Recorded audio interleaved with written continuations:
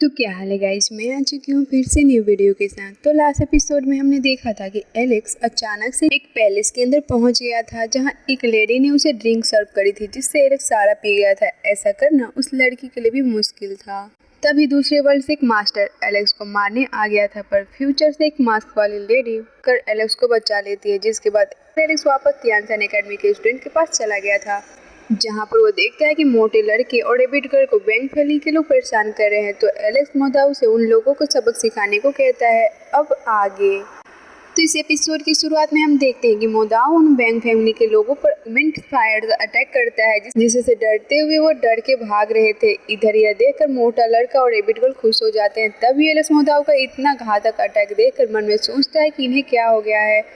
इस तरह मोदाउ मन में सोच रहा था कि इसके वर्ल्ड में सिखाया गया था कि इस वर्ल्ड के लोग बहुत ज़्यादा बुरे हैं, पर असलियत इससे बिल्कुल अलग है। इसलिए मोदाउ को अपनी टीचिंग पर गुस्सा आ रहा था। तभी एलेक्स मोदाउ को शांत करते हुए उसे कहता है कि क्या तुम इन्हें मार दोगे। तो ये सुन के मोदाउ रुक जाता है और वो लोग एलेक्स को थैंक यू बोलते हैं, लेकिन एलेक्स उनसे कहता है कि मुझे इसके बदले तुम्हारा सारा ट्रेजर चाहिए। इस पे वो लोग बोलते हैं कि हमने इससे ज़्यादा बेशर्म आदमी कहीं नहीं देखा। तो मोदाउ उन लोगों को फिर से पीटने लगता है, जिसकी वजह से वो तीनों बंदे अपने सारे ट्रेजर निकाल कर एलेक्स के सामने रख देते हैं। इधर उन तीनों की धुलाई होता हुआ देख मोटे लड़के और रैबिट गर्ल को काफ़ी अच्छा लग रहा था। इस तरफ एलेक्स को उन ट्रेजर में से एक जेट स्टोन नाम का ट्रेजर दिखता है, जो उसे एक बार उस कब्र में दिखा था, पर एलेक्स उसे निकाल नहीं पाया था। इसलिए एलेक्स सोचता है कि वहाँ इसे निकालने में इतनी प्रॉब्लम हुई थी, लेकिन यहाँ ये मुझे इतनी आसानी से मिल गया। अब एलेक्स उन ट्रेजर को रख लेता है। उसी वक्त वहाँ पर बैंक फैमिली का एक और बंदा आ जाता है और एलेक्स से कहता है कि तुम बस बैंक जी के सर्वेंट हो, तो तुम्हारी हिम्मत कैसे हुई बैंक फैमिली के लोगों पर अत्याचार करने की। ये सुनकर एलेक्स उसे पंच मार के जमीन में गिरा देता है और बोलता है कि यह कौन है। तो वो पहले तीन लोग बोलते हैं कि यह वेंग फैमिली के चीफ का पोता है। ये सुन के एलेक्स बोलता है कि यह इतनी बड़ी फैमिली से आने के बावजूद भी इतना कमजोर है। ये बंदा एलेक्स से बोलता है कि तुम्हारी हिम्मत कैसी हुई ये बोलने की, क्या तुम्हें पता नहीं जो तुम्हारे सर पे ये वर्ड ब्रेसलेट लगा है, इसकी मदद से वेंग जी तुम्हें न केवल कंट्रोल करती है बल्कि सबक भी सिखा सकती है। ये सुन के एलेक्स बोलता है कि मैं पहले भी ये कई बार सुन चुका हूँ। इससे वो बंदा कहता है कि अच्छा ऐसी बात है तो जल्दी से मेरे सामने घुटने टेक दो, वरना तुम्हारे साथ बहुत बुरा हो सकता है। पर एलेक्स लात मार के उसके सारे दांत तोड़ देता है और बोलता है कि अगर यहाँ बेंगजी भी आ जाए तो वो भी मुझे कंट्रोल नहीं कर सकते। तभी बेंगजी और प्रिंसेस वहाँ आ जाती है।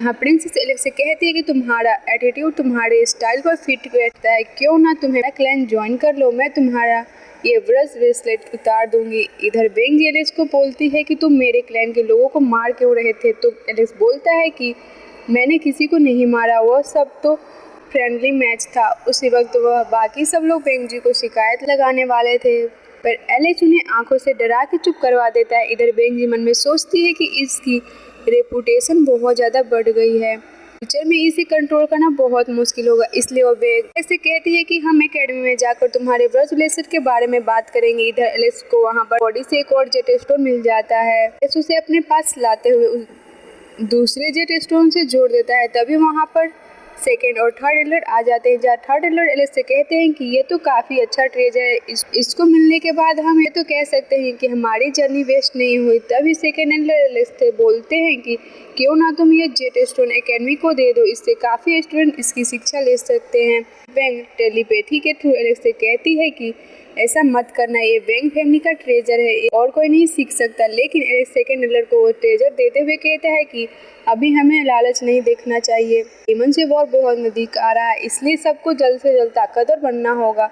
अब सेकेंड एडलर वो ट्रेजर लेकर कहते हैं कि सब तैयार हो जाओ, हम एकेडमी के लिए निकल रहे हैं। तो तभी वो बोर्ड में बैठ जाते हैं। तभी थर्ड एडलर मोदाउ की तरफ देखने लगते हैं, जिसके बाद वो भी जाते हैं। अब सभी वहाँ से निकलने लगते हैं। जहाँ जाते समय थर्ड एडलर बोलते हैं कि धीरे धीरे हमें बहुत सी अपॉर्चुनिटी मिलेगी, जिसमें उसे पा लिया वो राज करेगा, बाकी सारे मारे जाएंगे। आगे हम देखते हैं कि गर्ल और मोटा लड़का सेकेंड बॉडी को बेंगजी के सर्वेंट यानी मोदाउ के बारे में बता रहे थे कि मोदाउ को थर्ड एडलर ने पकड़ लिया है और वह अभी उस पे सोल सर्चिंग टेक्निक का इस्तेमाल कर रहे हैं। इधर ये सब बातें हर जगह फैल जाती है। दूसरी तरफ एलेक्स गार्ड्स को पीटता हुआ थर्ड एडलर के पैलेस में आता है, जहां थर्ड एडलर मोदाउ पे डीमंस का राज जानने के लिए सोल सर्चिंग टेक्निक इस्तेमाल कर रहे थे। लेकिन उसे बहुत दर्द हो रहा था, साथ ही उसकी बॉडी भी फटने वाली थी क्योंकि उसकी बॉडी पर किसी ने पहले से ही कर्स लगा रखा था। तभी एलेक्स वहां आकर अपने पगोरा की मदद से मोदाव को कंट्रोल करता है। तभी सेकेंड एल्डर भी वहां आकर मोदाव के कर्ज को शांत करते हैं और बोलते हैं कि आज हमें मोदाव को बचा ही लिया। तभी थर्ड एल्डर एलेक्स से बोलते हैं कि तुमने ऐसा क्यों किया, यह डिमंस का जासूस हो सकता है, हमें दोबारा इसकी सोच सर्च करनी होगी। पर तभी सेकेंड एल्डर थर्ड एल्डर पर गुस्सा करते हुए बोलते हैं कि तुम्हारी वजह से मोदाव मर सकता है, जिसके बाद हम डीमन वर्ल्ड के बारे में कुछ भी नहीं जान पाएंगे। तभी वहां पर रोशनी चमकती है और उस जगह पर ग्रैंड एल्डर आ जाते हैं, जिसके सामने दोनों एल्डर सर झुकाते हैं। आगे हम देखते हैं कि बैंग फैमिली के सर्वेंट और गार्ड्स ने एक पैलेस को बाहर से घेर रखा था। तभी बैंग फैमिली का एक एल्डर वहां आता है और सर्वेंट से पूछता है कि यह क्या हो रहा है, तुमने मुझे यहाँ क्यों बुलाया। इस पर वो सर्वेंट उस एल्डर से कहती है कि उस नए सर्वेंट ने, जो कि एलेक्स था, पैलेस के अंदर बंद करके चारों तरफ बैरियर बना दिया और शायद वह बेंजी से जबरदस्ती अंदर शादी कर रहा है और बैरियर तोड़ नहीं पा रही क्योंकि मोदाव इसकी रक्षा कर रहा है। तभी प्रिंसेस भी वहां आ जाती है कि जब बेंजी खुद अपने सर्वेंट के साथ अकेले में वक्त बिता रही है तो तुम उसके पीछे क्यों पड़े हो। तभी वो एल्डर मोदाव से कहता है कि जल्दी से साइड हट के ये बैरियर हटा दो। पर उसकी तेज आवाज़ सुन के एलेक्स पैलेस के अंदर से ही बोलता है कि कौन मुझे मेडिटेशन में डिस्टर्ब कर रहा है, जो भी हो मोदाव उसे यहाँ से भगा दो। तभी उस एल्डर के गार्ड्स बैरियर पर अटैक करते हैं, लेकिन वो मोदाव उन अटैक को बड़े आराम से रोक लेता है, उसको भी नीचे गिरा देता है। तब एल्डर एलेक्स से बोलता है कि तुम्हें व्रज ब्रेसलेट पहना हुआ है, इसलिए तुम्हें स्लेव वाली अपनी औकात तक ही रखनी चाहिए या एक्ट करना चाहिए। सुन के एलेक्स अंदर से कहता है कि मुझे डिस्टर्ब मत करो वरना तुम लोग बहुत पीटोगे। यह सुनकर एल्डर गुस्से में मोदाव पर अटैक करता है, पर मोदाव उसके अटैक को बड़ी आसानी से रोक लेता है और उसे कहता है कि तुम्हारा इमोर्टल ओरा बस ट्रेजर की मदद से बना है, इसलिए तुम यहाँ कुछ नहीं कर सकते। पर तभी वो एल्डर एक ट्रेजर का इस्तेमाल करके बहुत बड़े ड्रैगन का सम देता है, जो एलेक्स से कहता है कि जल्दी से बाहर आकर मुझसे माफी मांग लो, हो सकता है मैं तुम्हारी जान बख्श दूं। तभी ये देखकर मोदाव अपनी 3 फ्लावर टेक्निक एक्टिवेट कर लेता है, पर उसी वक्त एलेक्स बाहर आते हुए बोलता है कि मेरे बार बार वार्निंग देने के बावजूद भी तुम नहीं सुधरे। तभी एलेक्स को बाहर आता देख एलेक्स से बोलता है कि तुम्हें अपनी औकात याद रखनी चाहिए, तुम बस बेंजी का सर्वेंट हो और कुछ नहीं।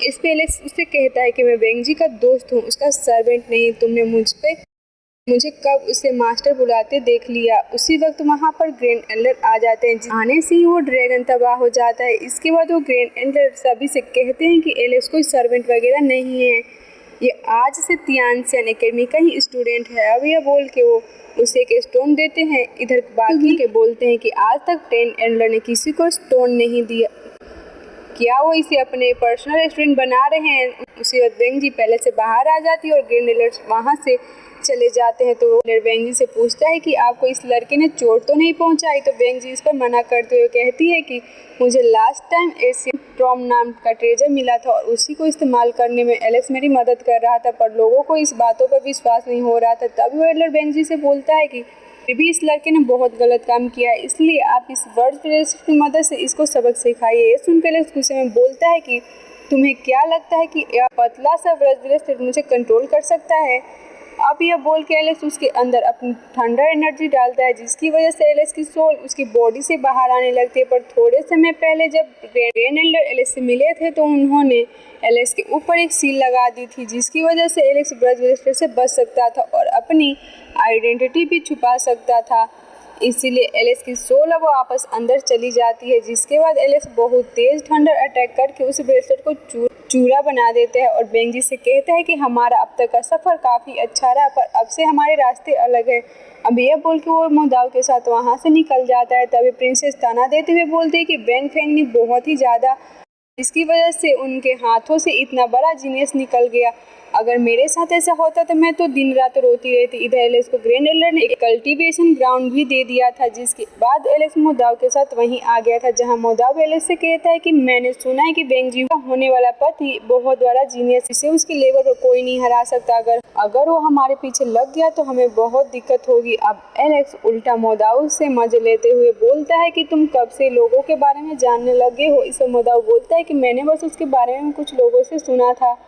बोलता है कि मैंने तुम्हारी जान बचाई है, क्यों ना तुम डीमन वर्ल्ड के बारे में कुछ बताओ, तो मुदाऊ इस पे कुछ भी नहीं बोलता। तभी सेकेंड एल्डर वहाँ उन दोनों को मैसेज भेजते हैं कि जल्दी से सभी स्टूडेंट ट्रेनिंग ग्राउंड में आ जाओ। तो एलेक्स के साथ साथ बाकी सभी थोड़े ही समय में ट्रेनिंग ग्राउंड में आ जाते हैं, जहाँ पर फोर्थ एल्डर भी थे। तभी सेकेंड एल्डर सबसे बोलते हैं कि वॉर बहुत ही नज़दीक आ रही है, इसलिए आप सबको जल्द से जल्द तैयार होना होगा, और इसके लिए हम दोनों एल्डर्स ने मिलकर 2 आर्ट फॉर्म बनाई है, एक एशियंट और एक मॉडर्न। तभी फोर्थ एल्डर बोलता है कि एशियन टेक्निक इमोर्टल ऑरा की मदद से इसको इस्तेमाल करने वाले बंदे को स्ट्रॉन्ग बनाती है, क्यों और इसके लिए इमोर्टल ऑरा की बहुत ज़रूरत होती है, क्योंकि यह टेक्निक तुम्हें काफ़ी जल्दी ग्रो करवा सकती है। तभी सेकेंड एल्डर बोलता है कि मॉडर्न आर्ट फॉर्म मंत्रों की मदद से बनी है और ये आपको एक चीज़ का मास्टर बना सकती है, साथ ही इसकी वजह से इमोर्टल ऑरा की ज़रूरत नहीं पड़ती। तभी एक बंदा उससे पूछता है कि क्या बिना इमोर्टल ऑरा के हम सर्वाइव कर पाएंगे और डीमंस का मुकाबला कर पाएंगे। तो सेकेंड एल्डर बोलते हैं कि ज़माना बदल रहा है, धीरे धीरे सब कुछ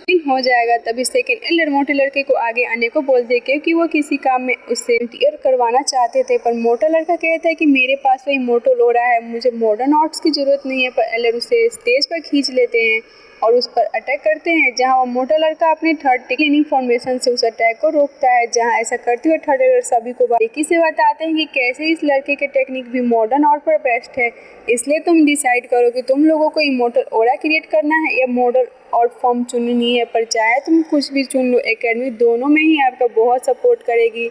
लोग अपनी अपनी आर्ट फॉर्म चुनने लगते हैं, जहां अचानक से मोटा लड़का चुपके से एशियन आर्ट फॉर्म सिलेक्शन में चला जाता है, पर सेकेंड एल्डर उसे वापस खींच लेते हैं। अब सिलेक्शन की बारी एलेक्स की आती है, जिससे एलेक्स के लिए सब बहुत ही एक्साइटेड थे, यहाँ तक कि एल्डर भी देखना चाहते थे कि वो कौन सी आर्ट फॉर्म चुनना चाहता है। तभी एलेक्स एशियन आर्ट फॉर्म चुन लेता है। यह देखकर सेकेंड एल्डर चौंक जाते हैं, क्योंकि उन्हें लग रहा था कि वो मॉडल आर्ट फॉर्म चुनेगा। और इसी के साथ एपिसोड यहीं पे खत्म हो जाता है। मिलते हैं हमारे नेक्स्ट एपिसोड में, तब तक के लिए बाय बाय।